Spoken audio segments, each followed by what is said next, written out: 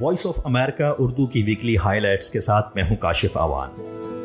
आज के पॉडकास्ट में आप सुनेंगे पाकिस्तान में डॉलर, पेट्रोल, अशिया खुरोनोश, हर चीज महंगी, आखिर वजह क्या है? इस वक्त एक आलमी जिसे कहते हैं ना कीमतें बढ़ने का तूफान आ रहा है और वो आलमी तूफान में पाकिस्तान की क्या हैसियत कि उससे हम अपने आप को अलग कर सकें। भारत के ज़ेर इंतजाम कश्मीर में टारगेट किलिंग के वाकयात में इजाफा, वादी में खौफ, और पंजाब में खवातीन अब एक दरख्वास्त पर विरासत में अपना हक किस तरह हासिल कर रही हैं। आप सुन रहे हैं वॉइस ऑफ अमेरिका उर्दू का पॉडकास्ट। पाकिस्तानी रुपए की कदर में मुसलसल गिरावट और महंगाई में इजाफे ने गरीब और मुतवस्सित तबके की मुश्किलात में इजाफा कर दिया है। महंगाई के खिलाफ अपोजिशन के एहतजाज के ऐलान के बाद इत्तलात हैं कि हुकूमत टारगेटेड सब्सिडीज देने पर गौर कर रही है। पाकिस्तान में हर चीज महंगी क्यों हो रही है और ये महंगाई कहाँ रुकेगी? जानिए आसिम अली राना से। पाकिस्तान में रवां हफ्ते बढ़ती हुई महंगाई का मसला पाकिस्तान में सबसे ज्यादा जेर बहस रहा। 16 अक्टूबर की सुबह हुकूमत की तरफ से पेट्रोलियम मसनूआत की कीमतों के बारे में नोटिफिकेशन जारी किया गया, जिसके मुताबिक पेट्रोल की कीमत में 10 रुपए 49 पैसे के इजाफे से नई कीमत 137 रुपए 79 पैसे हो गई। हालिया इजाफा सिर्फ पेट्रोल की कीमतों में नहीं हुआ बल्कि एक रोज कबल खाने के तेल और घी की कीमतों में भी इजाफा हुआ और मुख्तलिफ ब्रांड्स के तेल और घी की कीमतों में 109 रुपए तक इजाफा कर दिया गया। ये इजाफा गुज़िश्ता माह सितंबर में होने वाले इजाफे के अलावा है, जब घी की कीमतों में 96 रुपए फी किलो तक इजाफा कर दिया गया था। महंगाई की तमाम तर सूरत हाल एक तरफ और डॉलर की कीमत एक तरफ है। रवां हफ्ते रुपए की कीमत में लगातार कमी देखी गई और 20 अक्टूबर की शाम तक $1 की कीमत पाकिस्तानी रुपयों में 173 रुपए 52 पैसे तक पहुंच गई। रुपए की गिरती हुई कदर के बायस तमाम अशिया की कीमतों में तेजी का रुझान है और अवाम इस शदीद महंगाई से परेशान हाल हैं। तजियाकार फर्रुख सलीम ने इस बारे में वॉइस ऑफ अमेरिका से बात करते हुए कहा, मेरे ख्याल हमारी बहुत सारी इम्पोर्ट्स जो है ना वो प्राइस इनलास्टिक, वो इम्पोर्ट हमने करनी ही करनी है चाहे जितनी भी महंगी हो जाए। अब गंदम भी हम इम्पोर्ट कर रहे हैं, चीनी भी हम इम्पोर्ट कर रहे हैं, तो जब तक दोनों वे आउट इसके एक्सपोर्ट बढ़ाएं और तजारती खसारा कम। अब वो एक्सपोर्ट जो है वो कोई शॉर्ट टर्म मामला तो नहीं है कि 1-2 दिन में एक्सपोर्ट बढ़ जाए, इसमें तो कई साल लगेंगे। वजारत खजाना के तर्जुमान मुजम्मिल असलम का इस बारे में कहना है कि रुपए की कदर में कमी की वजह से पेट्रोलियम मसनूआत की कीमतों में इजाफा ज्यादा हो रहा है।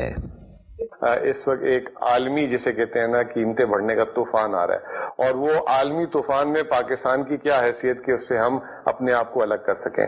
कोशिश यही कर सकते हैं जितनी आलमी मंडियों में चीजें बढ़ रही हैं उससे कम हमारी आवाम तक जाए और उसमें हम बहुत कामयाब हुए हैं। महंगाई की इस सूरत हाल पर अपोजिशन ने भी सड़कों पर निकलने का अंदिया दिया है। कौमी असेंबली में महंगाई के खिलाफ अपोजिशन ने स्याह पट्टियां बांधकर इजलास में शिरकत की।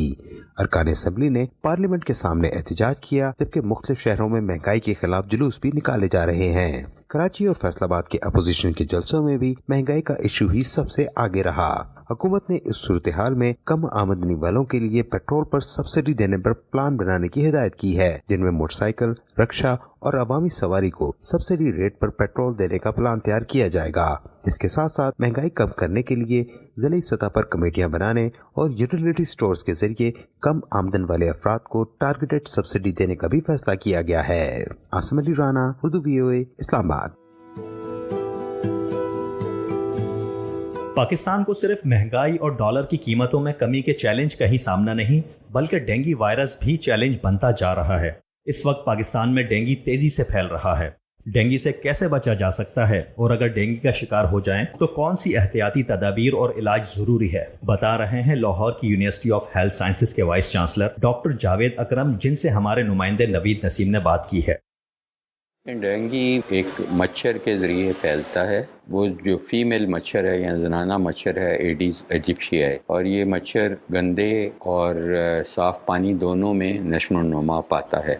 डेंगू ऐसी सोशल बीमारी है जो आपके घर के अंदर ट्रे जो फ्रिज के नीचे है या कूलर के नीचे है या गमलों में पानी है या गमलों के नीचे कनालियों में पानी है, वहाँ पे ये नश्व नुमा पाता है। डेंगू का मतलब ही ये है कि जिस्म का टूटना, ब्रेकिंग बोन, हड्डियों का टूटना। तो दर्द شدید ہوگی پورے جسم میں، سر میں، اور آپ کو الٹیاں بھی آ سکتی ہیں، آپ کو پخانے بھی آ سکتے ہیں زیادہ کیب، اور اس کے بعد آپ کو بخار شروع ہوگا جو شدید نوعیت کا ہوگا۔ اگر خدا نخواستہ اگر آپ سیریس ہو جائیں، جس کو ہم ڈینگی ہیمریجک فیور کہتے ہیں، تو اس میں آپ کا پھر بلڈ پریشر بھی لو ہو جاتا ہے، آپ کو پیٹ میں درد بھی بہت شدید ہوتی ہے، جگر بھی بڑھ جاتا ہے، اور اس میں پلیٹلیٹس بہت زیادہ کم ہو جاتی ہیں، تو پھر تشویشناک صورتحال پیدا ہو جاتی ہے۔ زیادہ تر تو ڈینگی اگر ہو جاتا ہے تو گھبرانے کی چیز نہیں ہے، گھر میں رہیں، ٹھنڈی جگہ پہ رہیں تاکہ آپ کو بخار کم ہو۔ اگر آپ کو بخار زیادہ ہے تو ٹھنڈی پٹیاں لگائیں، اگر درد شدید ہے تو پیراسیٹامول لیں، ایسپرین بالکل نہ لیں، یا ایسپرین ریلیٹڈ بروفن وغیرہ نہیں لیں۔ اننیسیسریلی ڈرپیں نہیں لگانی چاہیے، اننیسیسری دوائیات نہیں کھانی۔ اس میں فوڈ کا کوئی رول نہیں ہے کہ پپیتے کے پتے کھا لیں یا پپیتے کے چھلکے کھا لیں، فروٹ کھائیں، جون سا مرضی کھائیں، ایکولی گڈ ہے۔ اگر آپ کو شوگر ہے تو شوگر کو کنٹرول رکھیں، بلڈ پریشر ہے تو اس کو کنٹرول رکھیں۔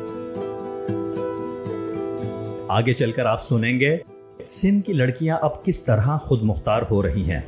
کہیں بھی جا سکتی ہوں، کسی بھی سٹی میں مجھے کوئی بھی ڈیفیکلٹ نہیں ہوتی چلانے میں۔ میں اپنے امی ابو کو بھی کسی رشتے دار کے گھر لے جا کے سکتی ہوں، کہیں مجھے جانا ہوتا ہے میں خود بھی جا سکتی ہوں سٹی بھی۔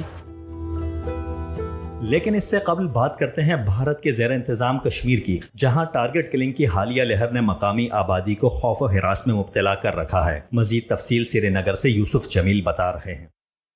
بھارت کے زیر انتظام کشمیر میں ٹارگٹ کلنگز کا سلسلہ اس ہفتے بھی جاری رہا اور مزید 4 شہریوں کو مسلح افراد نے ہدف بنایا۔ اس ماہ اب تک ٹارگٹ کلنگز کے واقعات میں جو 11 افراد مارے گئے ہیں، ان میں بھارتی ریاست بہار اور اتر پردیش سے تعلق رکھنے والے مزدور بھی شامل تھے۔ ان ہلاکتوں سے وادی کشمیر میں یومیہ اجرت پر کام کرنے والے غیر مقامی مزدوروں، کاریگروں اور دوسرے محنت کشوں میں خوف و ہراس پھیل گیا اور ان کی ایک بڑی تعداد واپس اپنے علاقوں کو لوٹنے لگی۔ گھر والے بھی پریشان ہیں، جانا پڑے گا، بلا رہے ہیں گھر والے، نہیں تو ہم 2-4 مہینے کے بعد جانا تھا۔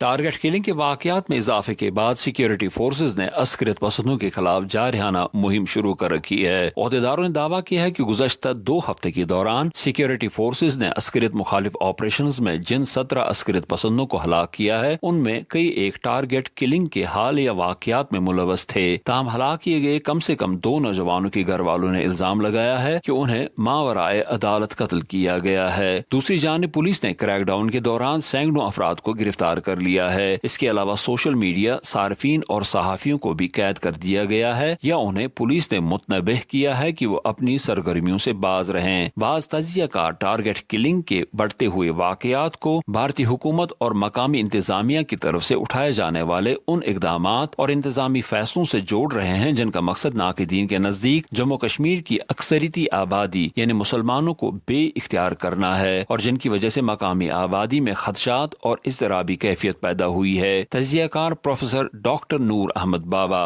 جو خدشہ ہے کئی لوگوں میں یہاں پہ کہ یہاں کا جو کیریکٹر ہے، یہاں جو باہر سے لوگ آئیں گے زمینیں خریدیں گے، تو ان کے خدشات کے تناظر میں یہ بھی ہو سکتا ہے کہ کچھ ناراض ہو، کچھ ناراض جوان جو اس طرح سے فرسٹریٹ ہو گئے، جن کی جاب نہیں ہے، آپ یہاں تو اکانومی ختم ہو گئی، ایجوکیشن ختم ہو گئی، کچھ کرنے کو نہیں ہے، تو فرسٹریٹڈ مائنڈ میں کام کرتے ہی ہوں۔ سابق وزیر اعلیٰ اور اپوزیشن کانگریس پارٹی کی سینئر رہنما غلام نبی آزاد کا کہنا تھا کہ کشمیر کے عوام کا اس کلنگ سے کوئی لینا دینا نہیں ہے، اور جس طرح سے ملک کے لوگ سوچتے ہیں کہ یہ بہت خراب چیز ہے، اس سے شاید 10 گنا زیادہ یہاں کے عوام سوچتے ہیں کہ یہ بہت خراب چیز ہے، انسانیت کے خلاف ہے اور کشمیر کے عوام کے خلاف ہے۔ 5 اگست 2019 کو جموں کشمیر کی آئینی نیم خود مختاری کو ختم کرنے اور دیگر متنازع اقدامات کے باوجود علاقے میں خون ریزی کا سلسلہ بند نہیں ہوا ہے۔ یوسف جمیل، VOA اردو، سری نگر۔ اور اب چلتے ہیں صوبہ سندھ کے علاقے میرپور ماتھیلو، جہاں خود موٹر سائیکل پر اسکول آنے والی ایک خاتون ٹیچر اپنی طالبات کو سائیکل چلانا سکھا رہی ہیں۔ سنیے محمد ثاقب کی یہ رپورٹ۔ صدف ناز پیشے کے اعتبار سے تو ٹیچر ہیں، لیکن انہیں اپنے شوق نے پہلے سائیکل اور پھر موٹر سائیکل چلانا بھی سکھا ڈالا۔ بچپن سے سائیکل چلانے کا شوق اور پھر گھر والوں کے مکمل تعاون نے ان چوٹوں پر بھی مرہم رکھ دیا جو صدف نے سیکھتے ہوئے کھائیں۔ अब मैं कहीं भी जा सकती हूँ, किसी भी सिटी में मुझे कोई भी डिफ़िकल्टी नहीं होती चलाने में। मैं अपने अम्मी अबू को भी किसी रिश्तेदार के घर ले जा सकती हूँ, कहीं मुझे जाना होता है मैं खुद भी जा सकती हूँ सिटी भी।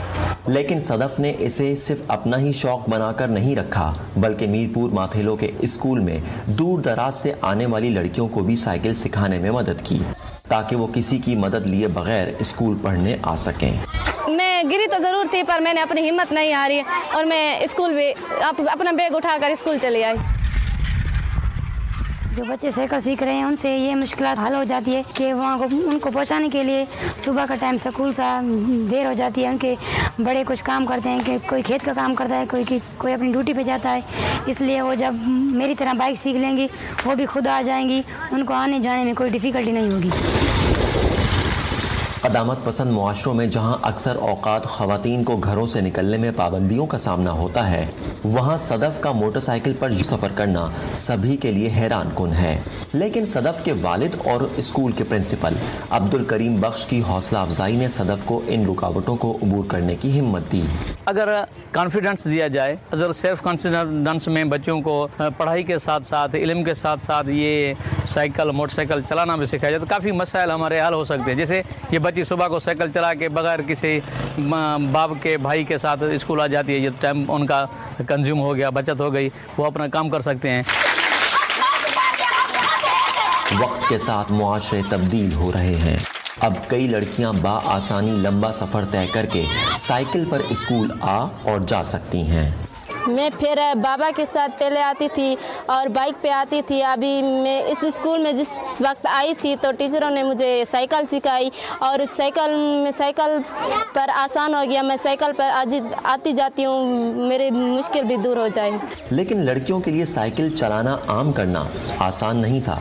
इसमें अब्दुल करीम बख्श को अपने घर ही नहीं बल्कि गाँव के बाज़ लोगों की जानिब से सख्त मुखालिफत का भी सामना करना पड़ा। तकरीबन 10-12 साल उनकी बातों को हम सुनते रहे। अब लोगों ने ये महसूस करना सीख दिया कि नहीं, बच्चों का राइट है, चाहे वो डॉक्टर हो, सन हो, वो हर सवारी सीख सके। समाजी और माशरती रवैयों में तब्दीली लाने के लिए पहला कदम शर्त है और यही काम अब्दुल करीम और इनकी बेटी ने इस दूर दराज इलाके में किया है। Mohammad Saqib, voice of America, Mirpur Mathelo, Ghotki. आप सुन रहे हैं वॉइस ऑफ अमेरिका उर्दू का पॉडकास्ट। अमेरिका की तारीख के पहले सियाह फॉर्म वजीर खारजा कॉलिन पॉल रवां हफ्ते इंतकाल कर गए। अमेरिकी तारीख की इस अहम शख्सियत के हालात जिंदगी बता रहे हैं Adeel Ahmad. 100 years ago, a young immigrant left a dirt farm in Jamaica and set out for America. 3 years later, a ship pulled into New York Harbor and a young Jamaican woman gazed up at the Statue of Liberty for the first time. یہ ایک سیاہ فام بچے کی کہانی ہے جس کا خاندان 20ویں صدی کے آغاز میں جمیکا سے نقل مکانی کر کے نیو یارک کے جنوبی علاقے برونکس میں آباد ہوا تھا۔ اس خاندان کے وسائل محدود تھے، لیکن پھر بھی وہ بچہ ترقی کی منازل طے کرتا گیا اور اس مقام تک پہنچا کہ اسے امریکہ کا پہلا سیاہ فام وزیر خارجہ ہونے کا اعزاز حاصل ہوا۔ یہ کہانی ہے امریکہ کے سابق وزیر خارجہ کولن پاول کی، جو کرونا وائرس کی پیچیدگیوں کے سبب 84 برس کی عمر میں پیر کو انتقال کر گئے۔ کولن پاول امریکہ کی سیاسی تاریخ کا اہم کردار تھے۔ انہوں نے اپنی زندگی کے 35 سال فوج میں گزارے اور 4 اسٹار جنرل کے عہدے تک پہنچے۔ پاول 1989 میں امریکی فوج کے chairman joint chiefs of staff کا عہدہ حاصل کرنے والے پہلے سیاہ فام فوجی تھے۔ کولن پاول نے ویتنام کی جنگ میں حصہ لیا اور 1991 میں کویت پر عراق کے قبضے کے خلاف کی جانے والی امریکی کارروائی بھی انہی کی نگرانی میں ہوئی تھی۔ پاول نے اپنے طویل کیریئر کے دوران ڈیموکریٹک اور ریپبلکن صدور کے ساتھ کام کیا۔ ان کا فوجی کیریئر تو کئی دہائیوں پر مشتمل تھا، لیکن بطور وزیر خارجہ وہ صدر جارج ڈبلیو بش کی حکومت کے ساتھ صرف 4 سال ہی کام کر سکے۔ بطور وزیر خارجہ ان کا یہ دور خاصا ہنگامہ خیز رہا، کیونکہ اسی دوران 9/11 حملے ہوئے اور کولن پاول نے پہلے افغانستان اور پھر عراق پر امریکہ کے حملوں کی حمایت کے حصول کے لیے سفارتکاری کی۔ سن 2003 میں انہوں نے اقوام متحدہ کی سلامتی کونسل میں امریکی وزیر خارجہ کی حیثیت سے عراق کے خلاف امریکی جنگ کا مقدمہ لڑا، جس میں انہوں نے بغداد پر حملے کو حق بجانب ثابت کرنے کے لیے دعویٰ کیا کہ صدام حسین نے بڑے پیمانے پر تباہی پھیلانے والے ہتھیار بنا کر انہیں چھپایا ہوا ہے۔ Saddam Hussein and his regime Indeed, the facts and Iraq's behavior show that are concealing their efforts to produce more weapons of mass destruction. جبکہ عراق کا کہنا تھا کہ اس کے پاس ایسا کوئی ہتھیار نہیں جس کا الزام امریکہ لگا رہا ہے۔ پاول پہلے امریکی عہدیدار تھے جنہوں نے 9/11 کے دہشت گرد حملوں کا الزام اعلانیہ طور پر اسامہ بن لادن کے القاعدہ نیٹ ورک پر عائد کیا تھا۔ کولن پاول نے اکتوبر 2001 میں پاکستان کا دورہ کر کے اس وقت کے پاکستانی صدر پرویز مشرف سے مطالبہ کیا تھا کہ وہ القاعدہ کا پیچھا کرنے میں امریکہ کے ساتھ تعاون کریں۔ کولن پاول کے انتقال پر امریکی صدر جو بائیڈن اور سابق صدر جارج ڈبلیو بش سمیت کئی اہم شخصیات نے تعزیت کی ہے۔ ویکلی ہائی لائٹس کے اختتام پر آپ سنیں گے ٹیکنالوجی کی دنیا کی چند بڑی خبریں، لیکن اس سے قبل لاہور سے سمن خان بتا رہی ہیں کہ اب خواتین ایک درخواست پر وراثت میں اپنا حق کس طرح حاصل کر سکتی ہیں۔ سائرہ کامران اور ان کی 2 بہنیں وراثت میں اپنا حق تلاش کر رہی ہیں۔ ان کا دعویٰ ہے کہ ان کے بھائی والد کے بنائے کاروبار سے منافع کما رہے ہیں، لیکن بہنوں کو ان کا حصہ دینے سے انکاری ہیں۔ 3 سال سے عدالتوں کے چکر لگا کر سائرہ اب خاتون محتسب کی عدالت پہنچی ہیں۔ گھر میں اگر سولو ہوتے تو ہمیں یہاں کے باہر نکلنے کا کسی کو کوئی شوق نہیں ہوتا اپنے گھر سے۔ میں ایبٹ آباد میں ہے میری سسٹر، اتنی دور سے آئی ہیں وہاں سے، میں یہاں پہ ہوتی ہوں، ایک کینیڈا میں ہے۔ اگر آرام سے مل جاتا تو کون کہتا کہ گرمی میں باہر نکلے۔ ایسی ہی کہانی جڑامالہ سے آئی سلمہ جاوید کی ہے۔ ایک بہن نے لیا زبردستی، اس نے دکان لے لیا میرے سے چھوٹی والی نے، اور باقیوں کو نہیں دیا۔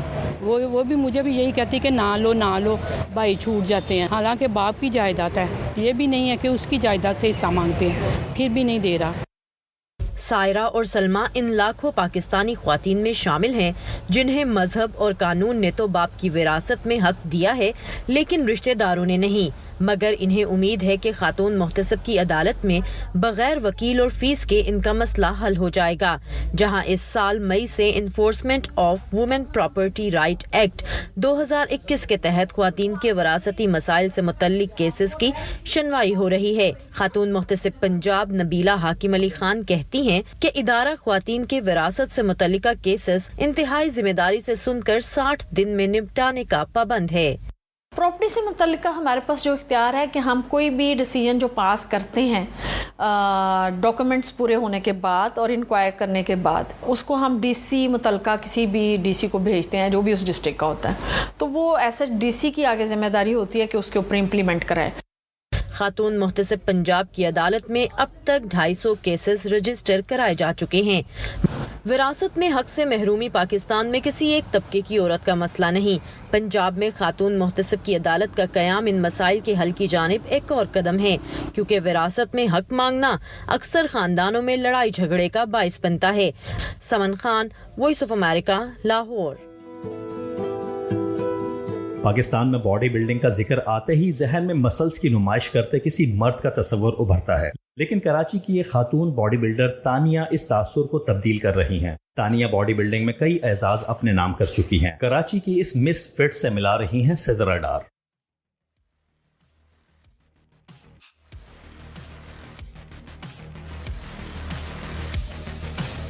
الحمدللہ مجھے یہ اعزاز حاصل ہے کہ میں چین کی پہلی باڈی بلڈنگ چیمپئن فیمیلز میں ہوں۔ ویٹ کم کرنے کے لیے جم جوائن کیا، اور اس کے ساتھ ساتھ پھر جب یہ شوق زیادہ بڑھتا گیا تو میں نے گھر میں بات کی کہ میں نے باڈی بلڈنگ کرنی ہے، تو گھر سے پرمیشن ملی اور میں نے اسٹارٹ کر دی۔ ویٹ ٹریننگ ایک ایسی ایکسرسائز ہے جو آپ کو کرنے سے نہ صرف ایک خوبصورت شیپ دیتا ہے بلکہ آپ کو مینٹلی بھی جو ہے وہ تندرست رکھتا ہے۔ لیکن یہ کہ خواتین ویٹ لفٹنگ سے بھاگتی ہیں، ان کا دماغ یہ ہے کہ اگر ہم ویٹ لفٹنگ کریں گے تو ہمارے مردانہ مسلز ہو جائیں گے یا ہمارا لک مردانہ ہو جائے گا، تو ایسا بالکل بھی نہیں ہوتا۔ اس کے لیے بہت آپ کو آرٹیفیشل جانا پڑتا ہے، پھر کہیں جا کے آپ مردانہ دکھتے ہیں، کیونکہ خواتین میں وہ ہارمونز ہی نہیں ہیں جو اس کو مردانہ لک دے۔ تو ویٹ ٹریننگ خطرناک نہیں ہے خواتین کے لیے۔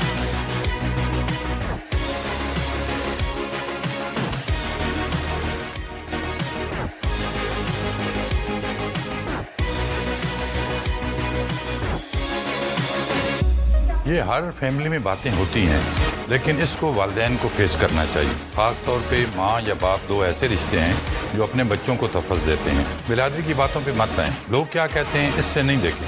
آپ یہ دیکھیں آپ کے بچے ٹھیک کر رہے ہیں، کوئی ایسا فیل تو نہیں ہے جس سے آپ کی نظریں نیچی ہوئی، تو آپ ان کو بالکل ان کی سرپرستی کریں، ان کو اعتماد دیں۔ جب آپ اعتماد دیں گے آپ کے بچے کبھی بھی آپ کو مایوس نہیں کریں گے۔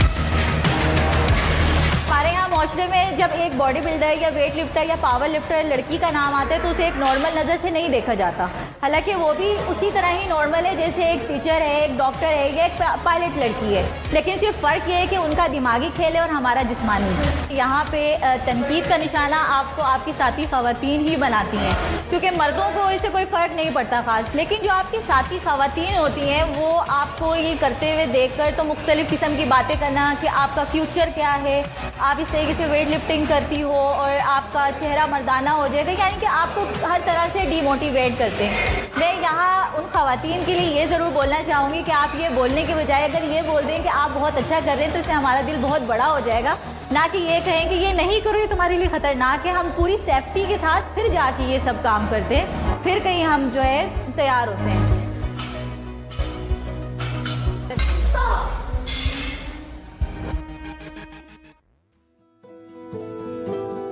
ٹیکنالوجی کی دنیا میں رواں ہفتے ہونے والی پیش رفت کے بارے میں بتا رہے ہیں محمد بلال خان ڈیجیٹل راؤنڈ اپ میں۔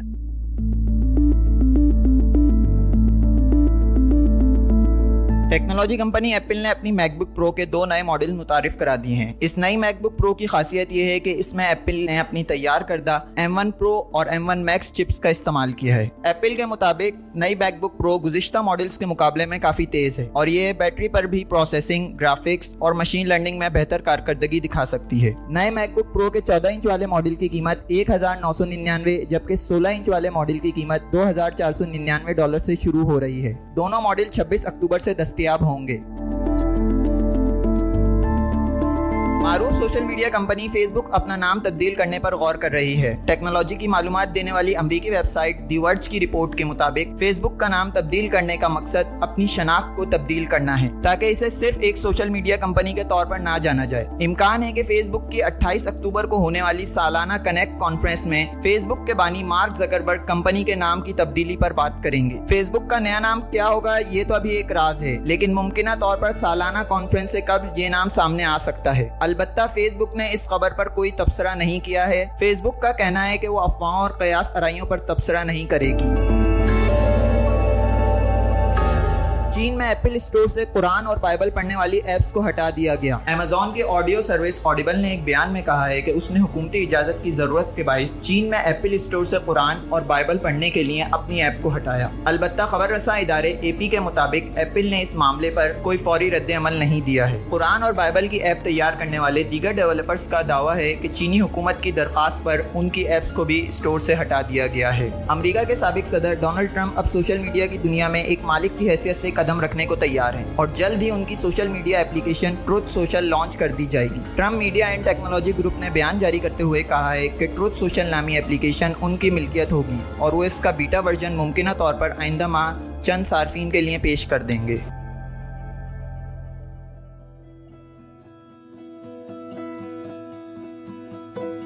ٹیکنالوجی کی خبروں کے ساتھ ہی VOA اردو کی ویکلی ہائی لائٹس اختتام کو پہنچی۔ اس شو کو ایڈٹ کیا تھا سنبل کامران نے اور اس کے پروڈیوسر تھے عمیر بن ریاض۔ آپ اس شو کے بارے میں اپنی رائے کا اظہار کر سکتے ہیں ہمارے سوشل میڈیا پیجز پر۔